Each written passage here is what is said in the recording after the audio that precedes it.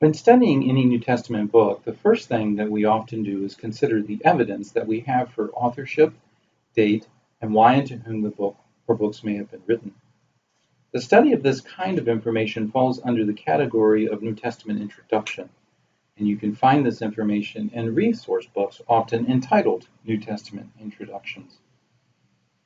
The reason for studying such matters is to establish an historical context for the books we are studying in order to better facilitate our understanding of the text itself.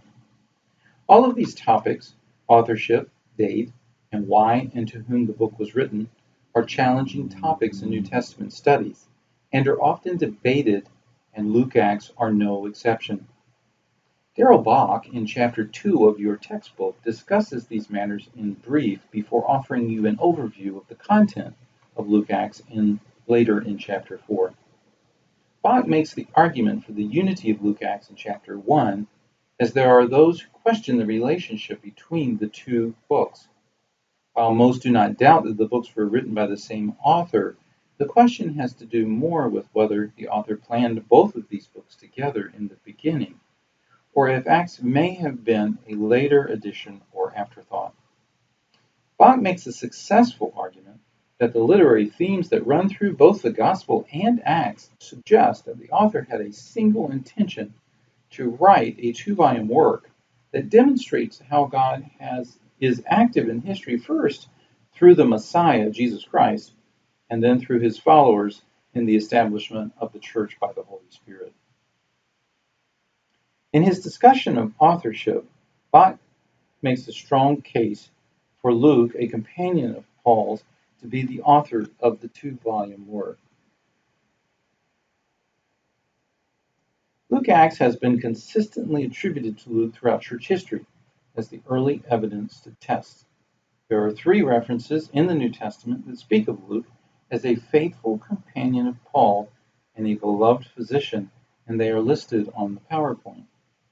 There is also a non-New Testament prologue to the Gospel from the 2nd century that states that Luke is a Syrian from Antioch who died in Greece.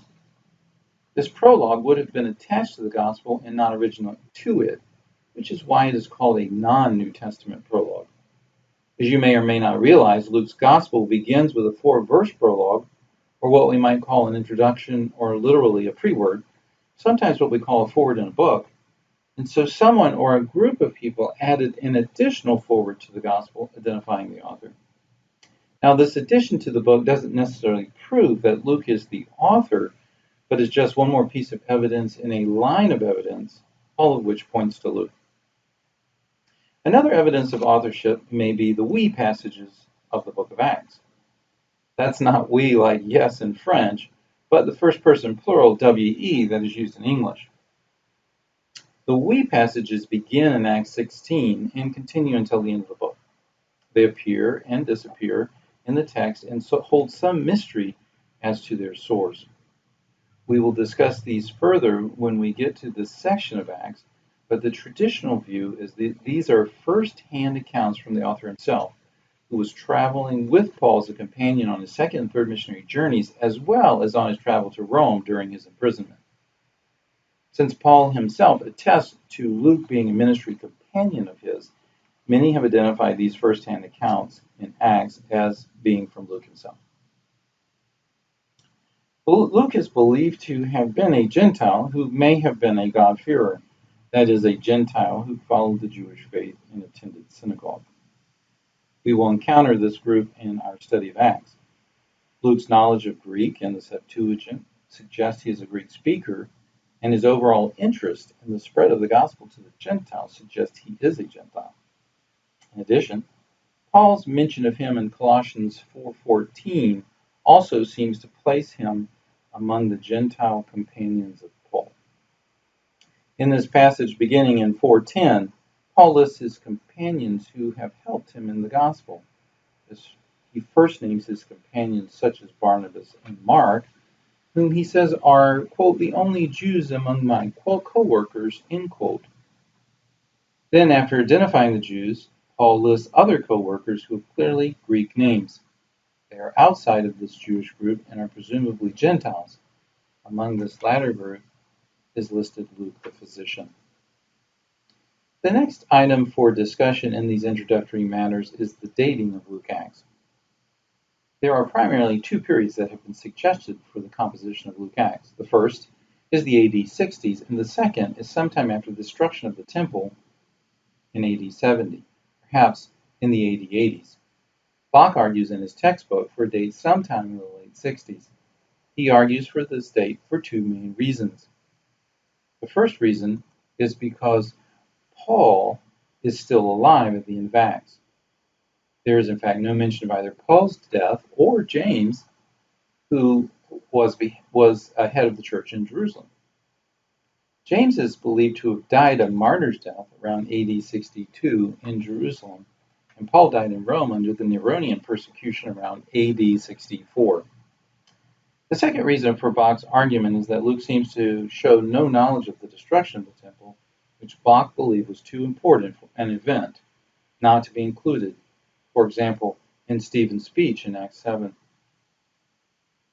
There are a number of difficulties with an early date of Luke Acts in the 60s. I won't go into a lot of details for these reasons, but I will say that I think a date in the AD 80s is more plausible, and you may note in a footnote on page 41 of your textbook that Bach himself may be moving in this direction as well.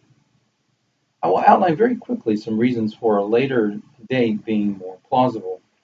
First, placing Acts in the 60s requires that all the other Gospels, except for John, be dated even earlier. There's considerable evidence to suggest that this isn't likely. The second reason has to do with Luke's purpose. Acts is not a biography of Paul or James for that matter. If Luke's Gospel is to show how the Gospel reached the Gentiles, represented by the apostle to the Gentiles reaching Rome, its political center, then Luke has no reason or interest in continuing his work to include Paul's death. As for the destruction of Jerusalem, Luke 21:20 speaks directly to the destruction of Jerusalem. It is written as a prophetic word on the lips of Jesus, but perhaps Luke has included it, being fully aware that such an event has occurred. The community to which Luke is writing is even more difficult to determine. There is tradition that Luke is a Syrian from Antioch who died in Greece. A second-century source states that Luke wrote his gospel in Greece to Pauline churches. This suggestion is plausible given that Luke was a companion of Paul's. However, this information is far from conclusive. Luke's own 4-verse prologue to his gospel addresses the work to a person, perhaps a patron, named Theophilus, which is a decidedly Greek name, but too provides no conclusive proof. Most would argue that the Gospel and Acts were likely not written in Antioch, since this seems to be the origin of the Gospel of Matthew, and the two Gospel writers don't seem to show clear knowledge of each other's work, although that too is debated and is a discussion for another time. Suffice it to say that Luke is certainly writing to a wider audience than just one interested individual, and Luke's concern seems to be to show how this gospel, this good news, which is deeply rooted in Judaism, reached the ends of the earth, and in particular the Gentiles. One can assume that a primary segment of Luke's audience was likely Gentile converts. Let's conclude our discussion with 3 connecting points in Luke Acts, which show in a general way the structure and purpose of Luke's 2-volume work. The first connecting point is to show that Christianity is deeply rooted in Judaism, and that in fact this good news being proclaimed is that God has fulfilled in Jesus his divine plan and promises announced in the Old Testament. This intention of Luke's is most clearly seen in the first 2 chapters of the Gospel in the infancy narratives of John the Baptist and Jesus. Here the Gospel opens in the very heart of Judaism, in the temple in Jerusalem, in the holy place where Zechariah, John the Baptist's father, is performing his priestly duties. We'll come back to this story when we begin our consideration of the infancy narrative, but I would like to point out here that the Gospel begins in the temple in Jerusalem, and by the time we reach the end of Acts, we are in the heart of the Gentile Roman Empire, capital of Rome. This illustrates Luke's overall purpose, and that is to show how the gospel reaches the Gentiles. The second connecting point takes place in Acts 1-2, when Jesus passes his ministry to the church through the power of the Spirit. Through the outpouring of the Holy Spirit on the day of Pentecost, Jesus' followers are able to carry on the miraculous ministry of Jesus. When we get deeper into our study of Acts, we will see how Peter, as well as the other disciples, perform miracles reminiscent of Jesus in the gospel. Finally, the third connecting point takes place when the Spirit and the church legitimizes Paul's Gentile mission beginning in Acts 9-10 and continuing through the end of the book. This concludes our brief discussion of the introductory matters related to the composition of Luke Acts. In our next lecture, we will take up the question of why Luke, among all the gospel writers, chose to write a selected history of the church. We will also review some of the literary and theological themes that run through the narrative of both books, and we will study in greater depth as the course progresses.